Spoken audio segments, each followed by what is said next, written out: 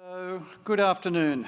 It's my pleasure to welcome you to the Australian Academy of the Humanities Annual Academy Lecture.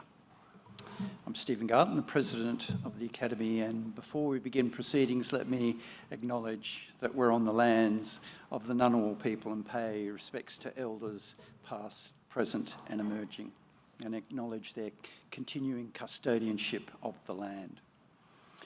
The Academy, because this is a public lecture, so there'll be people that are not fellows of the academies here. The Academy is a national body for the humanities in Australia, championing the contribution that the humanities, arts and culture make to our national life. As one of Australia's 5 learned academies, our role is to celebrate and shine a light on excellence in humanities scholarship in all its forms. And the Academy's annual lecture is one of the ways we share the breadth and depth of scholarship in the humanities and the impact and imaginative power of this work. This year's Academy annual lecture is entitled Australians, the Aristocrats of Asia, and it will be delivered by Louise Edwards. Louise is an Emeritus Scientia Professor of Chinese History at UNSW in Sydney, and she holds honorary professorships at the University of Hong Kong's School of Modern Languages and Cultures and the University of Technology of Sydney's Australia-China Research Institute. Louise is also a senior advisor to AsiaLink at Melbourne University, and in 2022 she was appointed chair of the advisory board to ANU's China in the World Centre.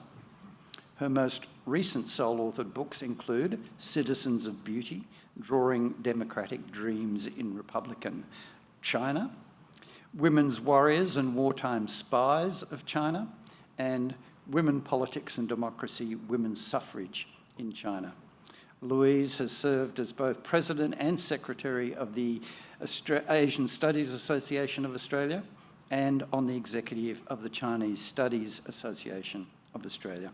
She is, of course, a member of the Australian Academy of Humanities Council and is our Academy editor. So it's a genuine pleasure for me to welcome Louise to the stage to give our annual Academy lecture.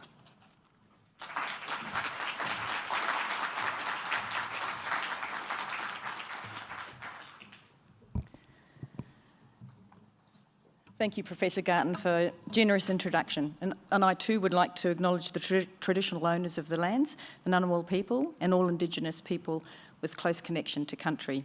And I pay my respects to elders past, present and emerging. And thank you all for participating in the life of and work of the Australian Academy of the Humanities. Australia, the Aristocrats of Asia. Well, the title requires some comment. When I submitted it to the Academy Secretariat, a brief discussion ensued about whether we should add the scare quotes around the term aristocrats. In the end, we decided to use them because we weren't entirely convinced that people would read the irony intended or that I was quoting Donald Horne's 1964 book, The Lucky Country. So the quote marks signalled that sort of raised eyebrow and the ironic twist of the mouth that for those readers who couldn't see the hand signals. Moreover, not to include them might provoke accusations of snobbery and superiority, and that's the last thing a scholarly learned academy formed under Royal Charter would want to convey. But also, the punctuation marks are a nod to the humour that distinguishes The Lucky Country. As many of you know, every page of Donald Horne's book generates either a chuckle, a chortle, or sometimes an LOL guffaw. Clearly, Horne was a hoot. Including the quote marks also keeps many of us comfortably in the egalitarian spirit of suburbia, identified by Horne as a key feature of Australian identity. Suburbia is a mental space as much as a physical space for Horne, and its attributes are still manifest in the Housing Commission high-rises and hip and happening gentrified city centres. These attributes include the enthusiasm for ideas like a fair go, pragmatism, kindness to underdogs, and suspicion of self-promoters, flatterers and smoothies. The suburban mindset was, and is, one in which ordinariness rather than exceptionalism is celebrated. Horne pointed to the many positive and negative consequences of these ideas throughout the book, and he showed that context mattered and blind spots in application were legion. A fair go didn't apply to Indigenous Australians, let alone Sheilas or Refos. And for large tracts of the 20th century, Asian migrants were deemed not ordinary enough to blend in, so our government banned them by testing their skills in Swedish. He also warned that Australian pragmatism sometimes slipped into copying directly and often inappropriately from Britain. Suspicion of ideas generated here limited innovation.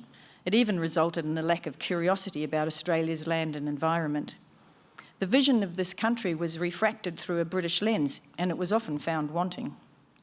And, Horne argued, suburban ordinariness could slip into parochialism, leaving Australians devoid of a good knowledge about Asia and the Pacific, despite our geography.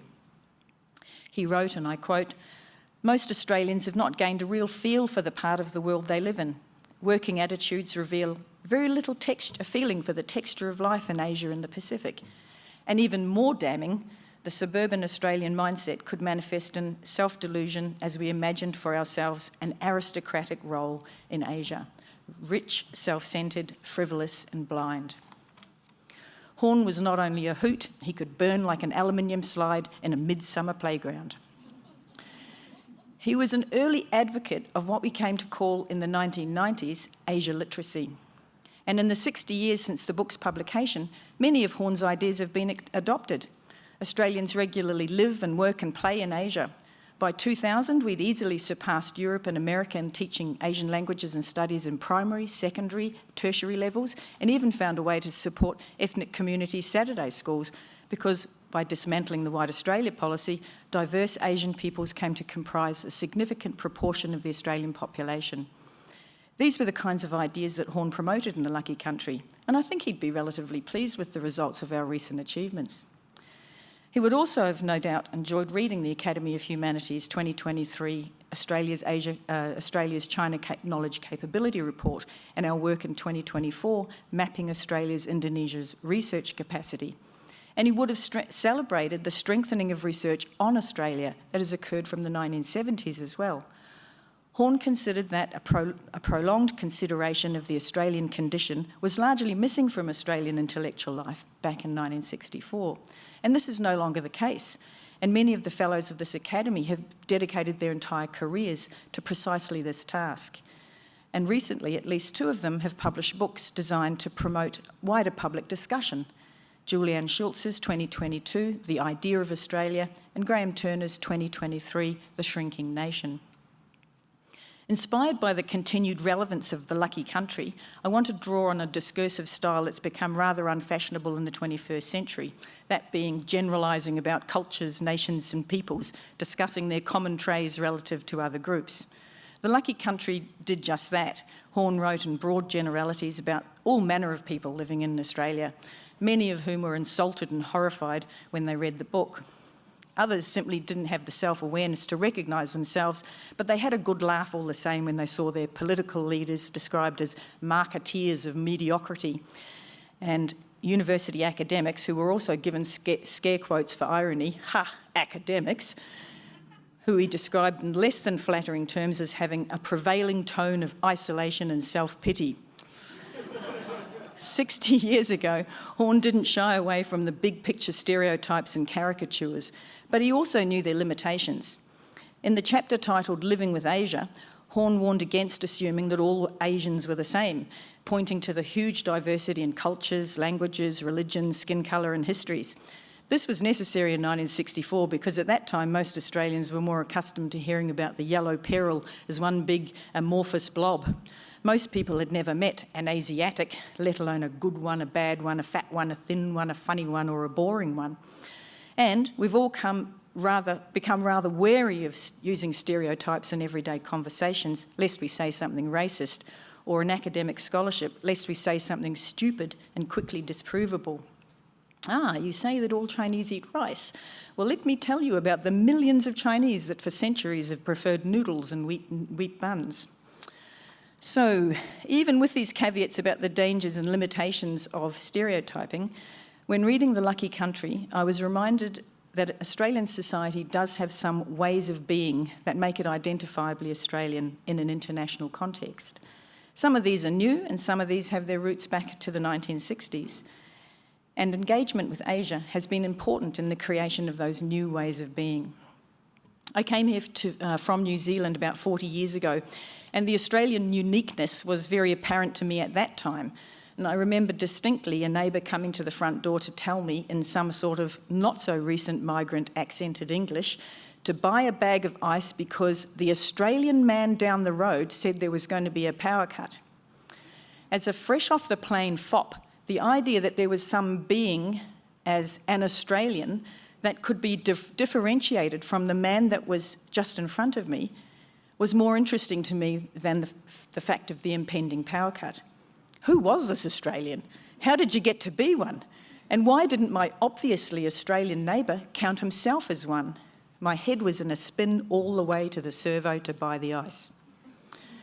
The Lucky Country would have been a good first read had I known about it back then, and it probably would have helped me to understand that some people didn't feel included as Australian, even though they were looking out for their obviously inept fop neighbour and performing that pragmatic kindness that Horne identified as being a common feature of the national personality. That man took a social risk knocking at the door to give me the heads up lest my Golden Gay Times ice cream got spoiled, just as the mysterious Australian had done for him. Now with the globalisation of media, TV and the internet, and it's producing vast quantities of simultaneously homogenising and diversifying narratives about the world, we're perhaps struggling to collectively to see precisely who is this Australian, the man whose knowledge of impending power cuts has been made redundant by apps and instant messaging. But in his place, I think, a pretty interesting character has emerged, and this 21st century Aussie warrants our studied attention. We are still, I believe, unique in many respects, and we should and could talk more confidently about what it is to be Australian in the 21st century, both the good bits and the dodgy bits. We should be less embarrassed about discussing Australia and Australianness as having unique features in an international frame.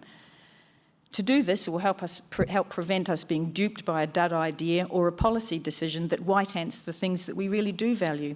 And we can do this all while eschewing nasty nationalism or narrow parochialism. Another of the qualities that Horne identified as being central to Australia's suburban celebration of ordinariness is fraternalism, the spirit that in Strine is called mateship. The critiques of myths of mateship as an unalloyed good are legion.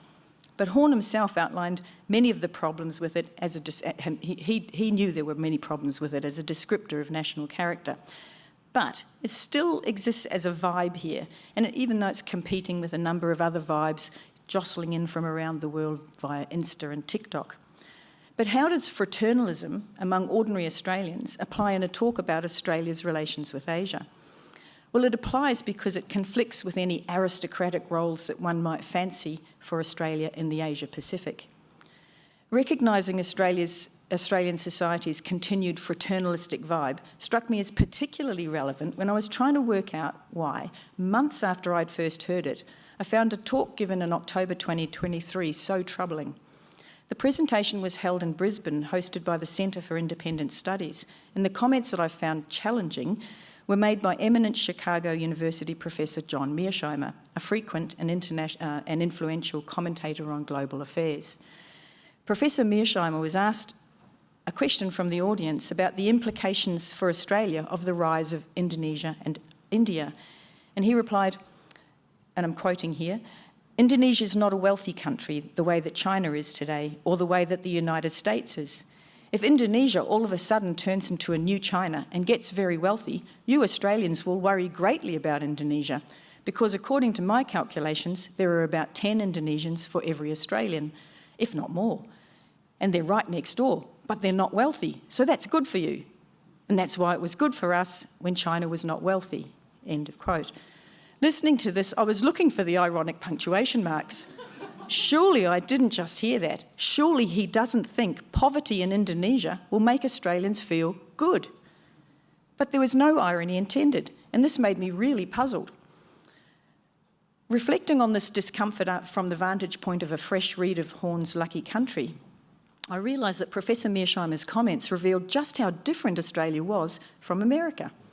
In relation to Asia, we really have a different mindset, and we really do have much more of a feel for Asia, and Horne would likely be impressed. Moreover, the fact that Professor Mearsheimer made his comments at an Australian venue suggests that he likely doesn't realise that Australian attitudes to Asia differ from those of Americans, that our love of jazz and hip-hop or Emily Dickinson doesn't make us think like Americans in regard to Asia. We've developed quite a different sensibility when it comes to the region in which we're located. Donald Horne, I think, put his finger on the qualities that some of those sensibilities derive from: a pragmatic, suburban enthusiasm for people to be ordinary. We don't mind being the same or nearly the same as our neighbours. Our sameness isn't seen as evidence that we lack drive. Some of us just don't want to be CEOs. And we don't need to be exceptional relative to others to feel comfortable with ourselves. We genuinely don't mind if our neighbours get wealthier. We really don't.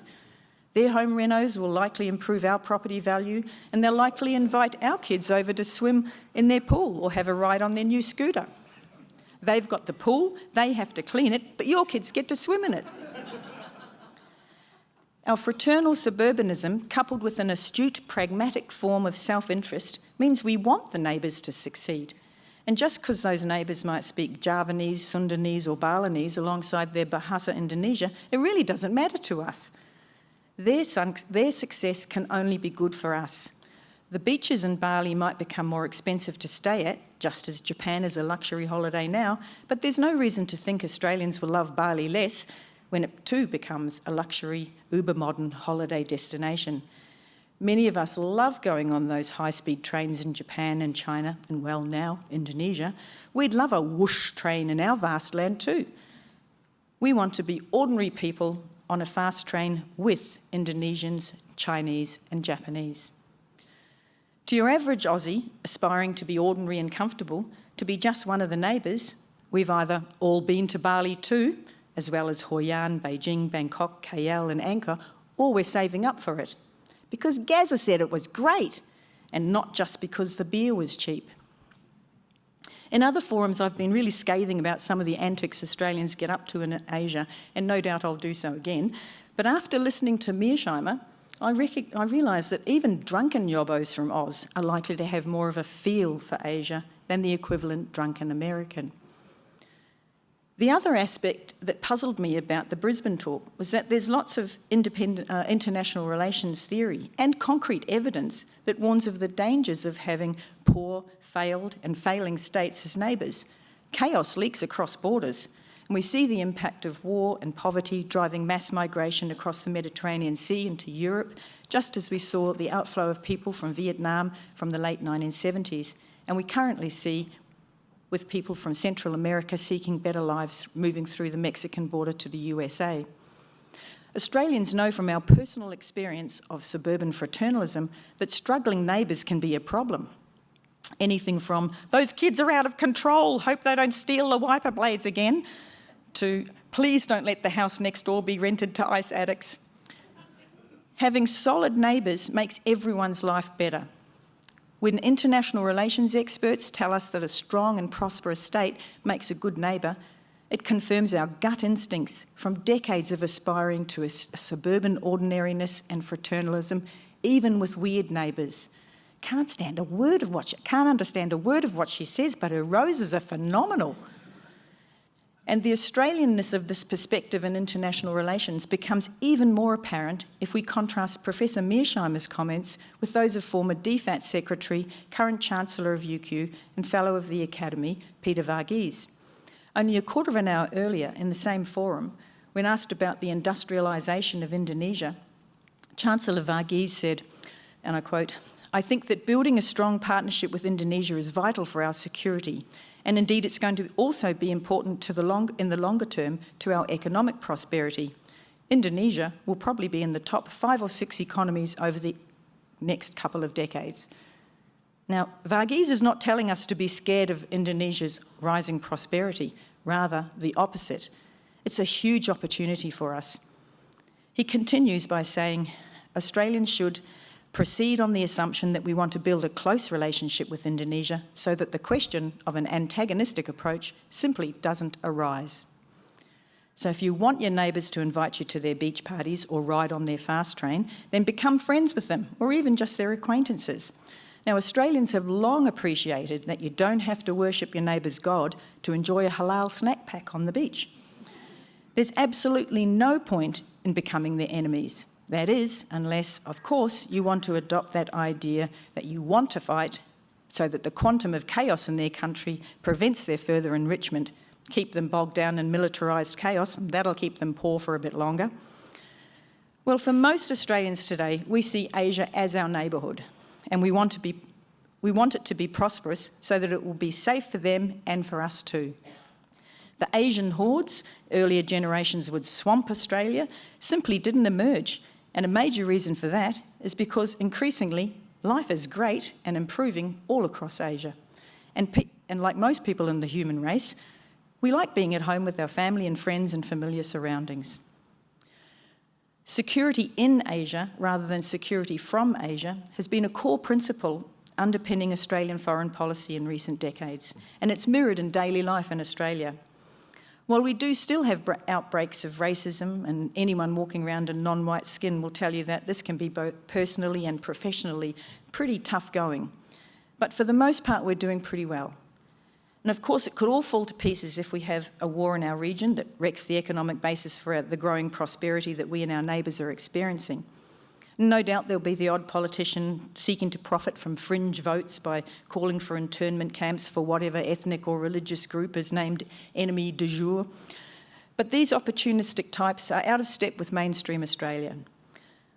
Mainstream Australians aspire to be ordinary alongside everyone else. And that ordinariness is not a personal or national failing, but it's something to be enjoyed.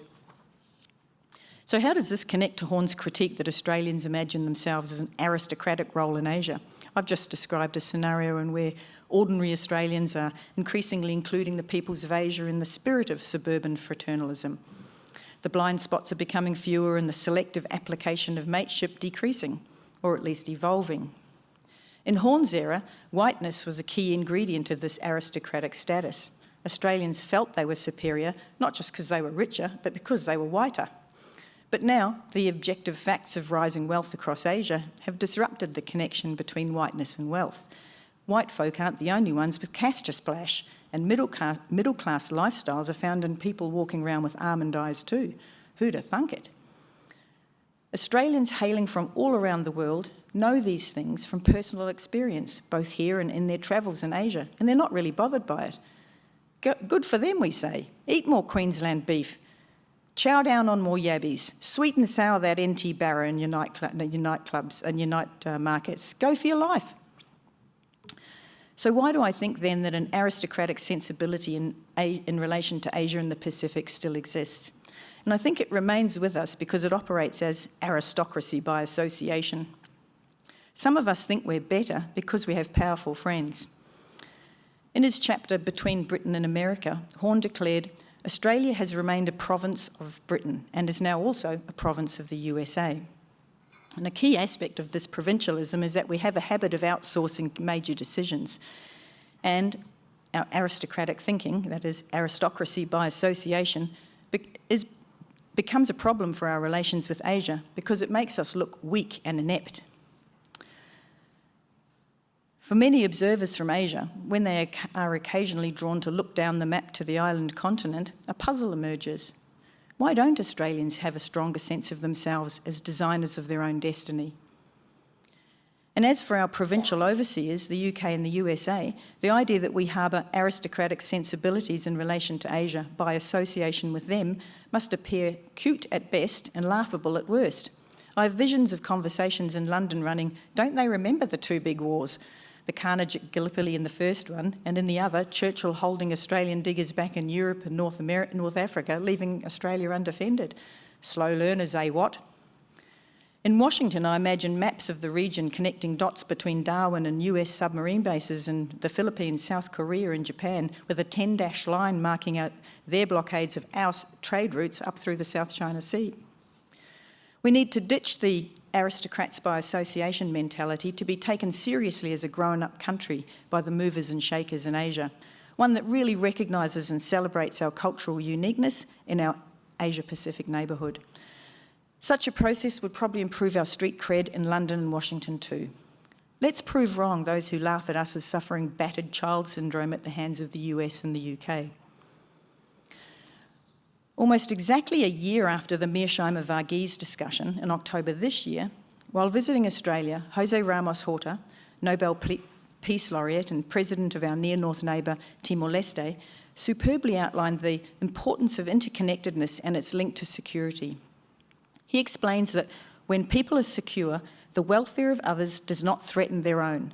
The opposite is true. When others are similarly nourished and secure, what manifests is collective peace and trust. They thrive together. It sounds very much like the consequences that would and have emerged from Peter Varghese's approach as well. But contrast this with the view from Chicago. John Mearsheimer's definition of security is one in which everyone else must be subjugated so that the US can feel secure. There's no mutual well-being in this view of security. Now, lest you think I exaggerate, let me quote him directly, and it's quite a long quote, so bear with me. Starting here.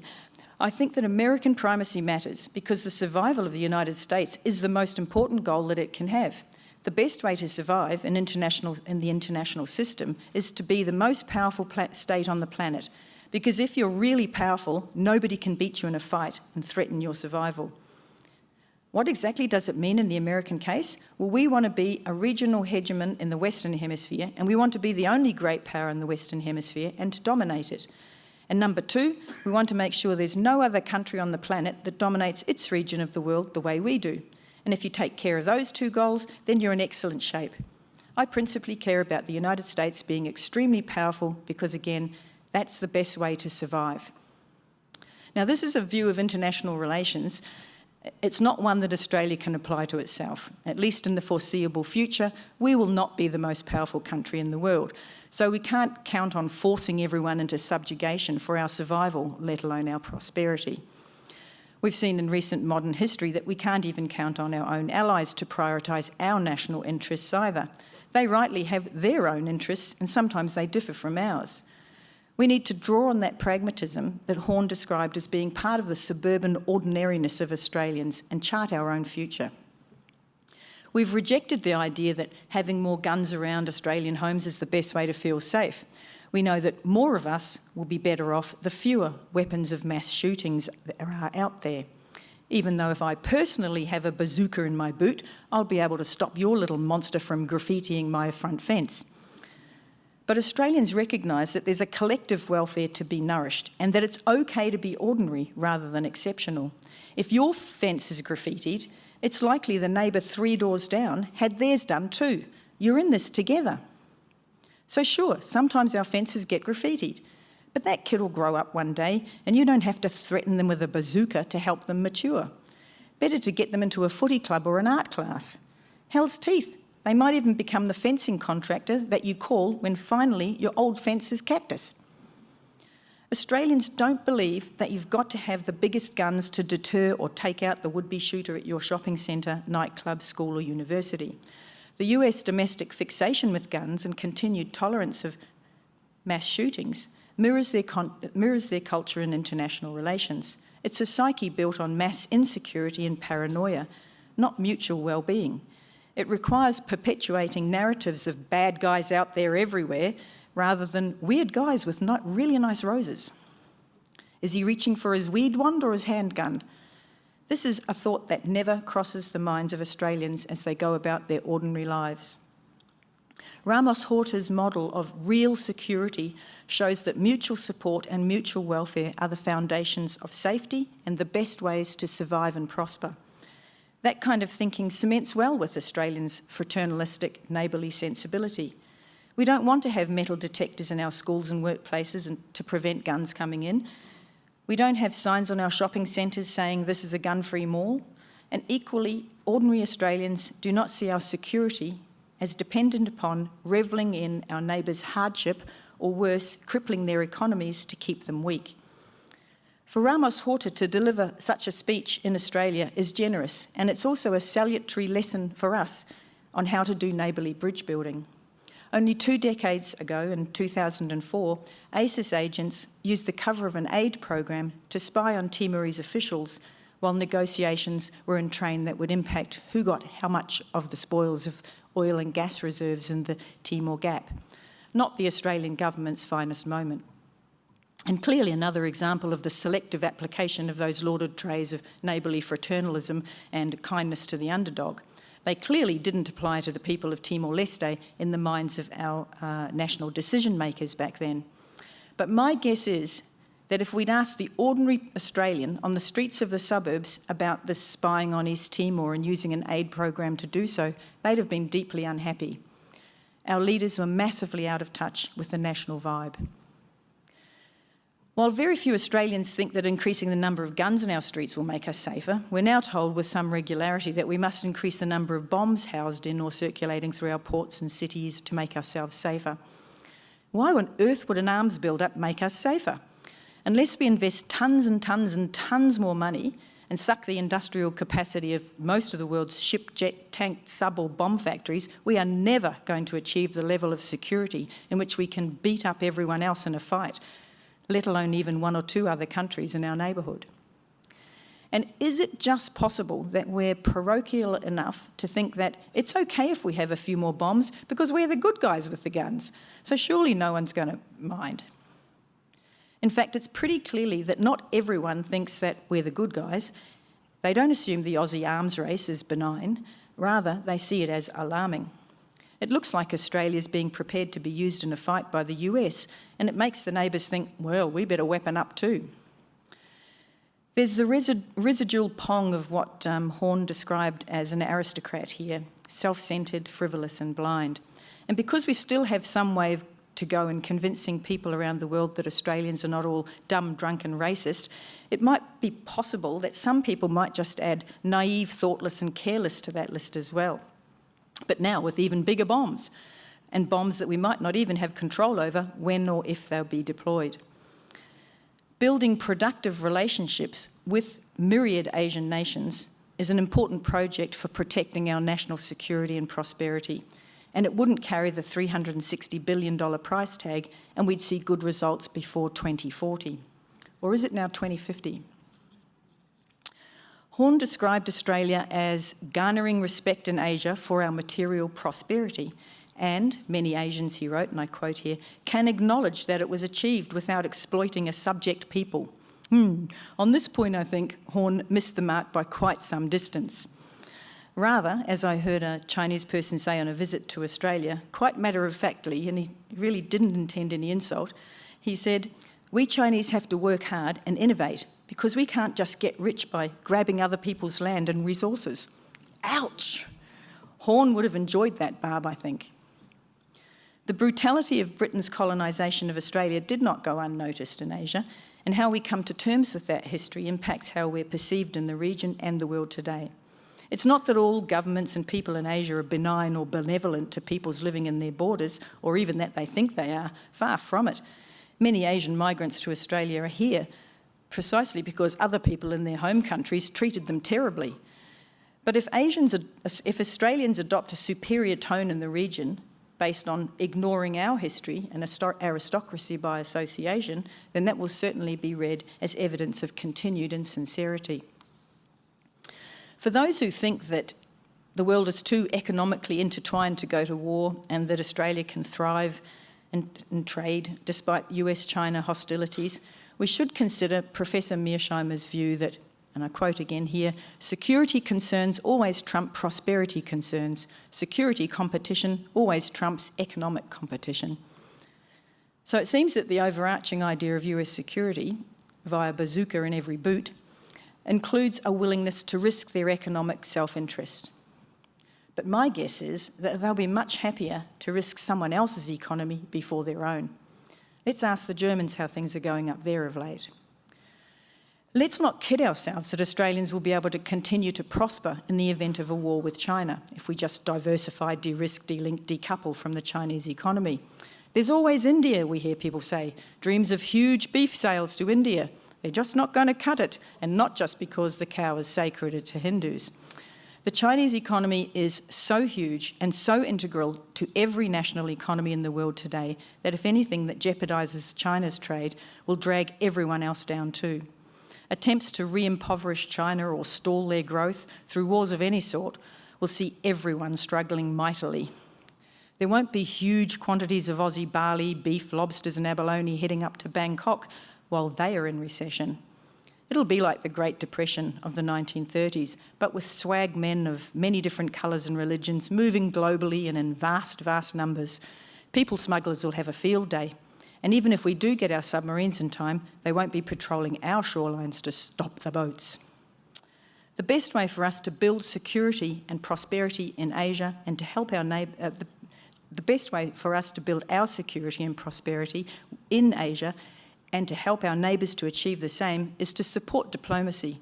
Let DFAT do its magic and keep war far away from our region. Let's not send anyone into the abyss of militarised conflict on the pretence that we're preserving our way of life. Our way of life is precisely to have a chat about the graffiti to the neighbours over the fence or at the local primary school fete, and we're actually pretty good at it. Luckily, we still have pretty responsive political and administrative system here in Australia. The politicians and public servants are not yet completely divorced from the lives of the rest of us with our desire for ordinary lives alongside a bunch of ordinary neighbours. The reason we still have a pretty good universal healthcare system, a pretty good education system, a pretty good superannuation system, a pretty good maternity leave system, any disability insurance scheme at all, long service leave and a minimum wage is that we demand them of our politicians. People in Australia don't work for tips. We expect services from governments and we expect regulations to protect us from bully bosses and con artists, and we hate it when governments become either the bullies or the cons. And pretty good service is not, while it's not exceptional, is something to work from. We know that some people will rip the system off, the cheats and the bludgers. Sure, they exist. But overall, most people won't. And we don't need public lynchings or scapegoating to make us feel the system is working. As the thundering popular rage generated by the robo-debt overreach tells us, if you're going to point fingers at cheats, you better point them at the right person.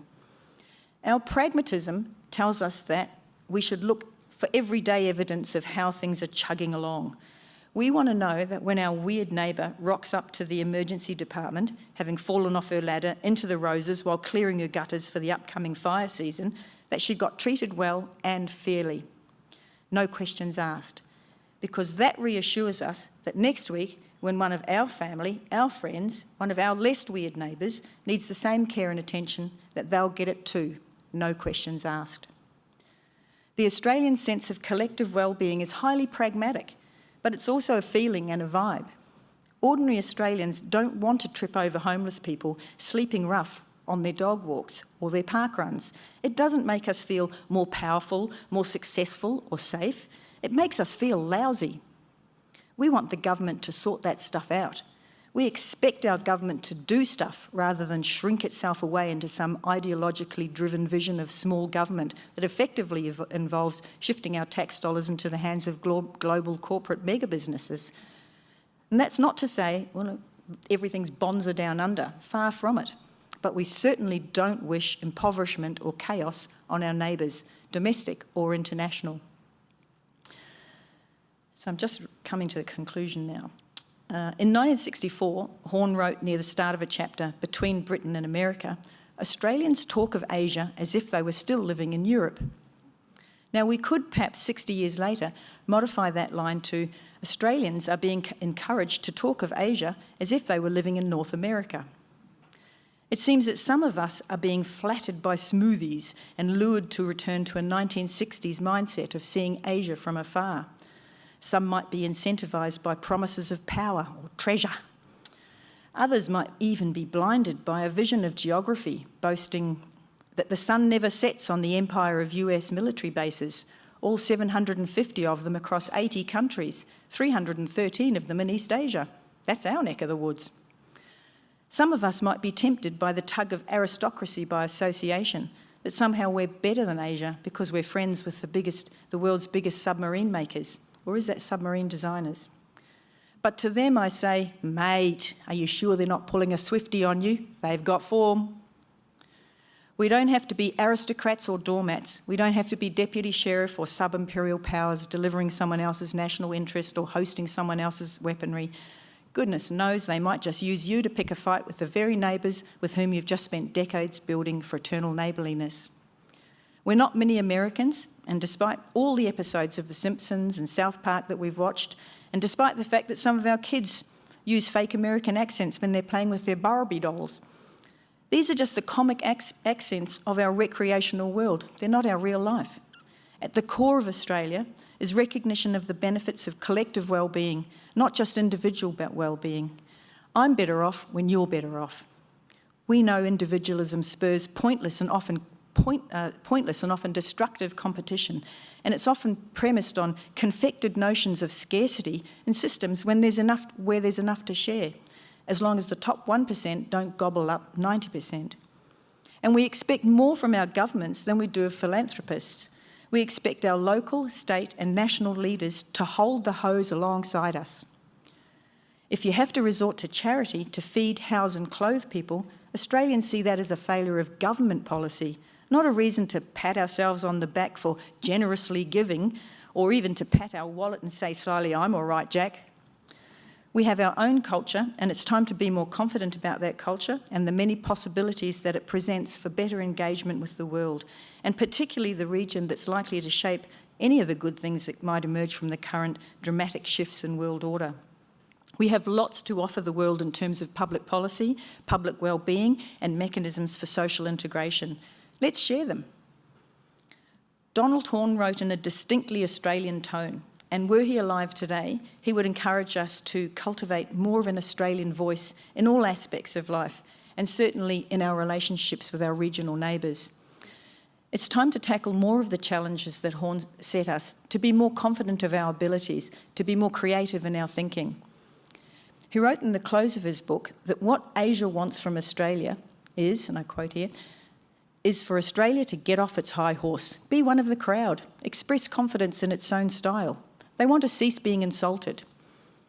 And he followed that advice with the reminder that, and I quote here, to do this, to be one of the mob, to accept one's environment and to get on with the job, to be friendly with one's neighbours, these are notable Australian characteristics, part of the Australian genius. And I think these comments in 2024 hold true just as they did in 1964 when Horne penned them.